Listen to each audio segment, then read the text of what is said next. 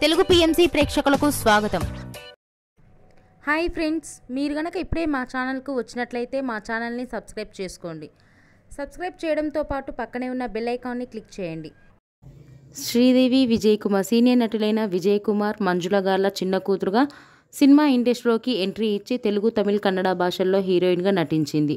శ్రీదేవికి 2009లో రాహుల్తో వివాహం జరిగింది. వీరికి ఒక కూతురు ఉంది, పేరు రూపిక. తాజాగా శ్రీదేవి, విజయ్ కుమార్ తన లేటెస్ట్ ఫొటోస్ని అభిమానులతో పంచుకుంది. ఆ ఫొటోస్ని మనం కూడా చూసేద్దాం.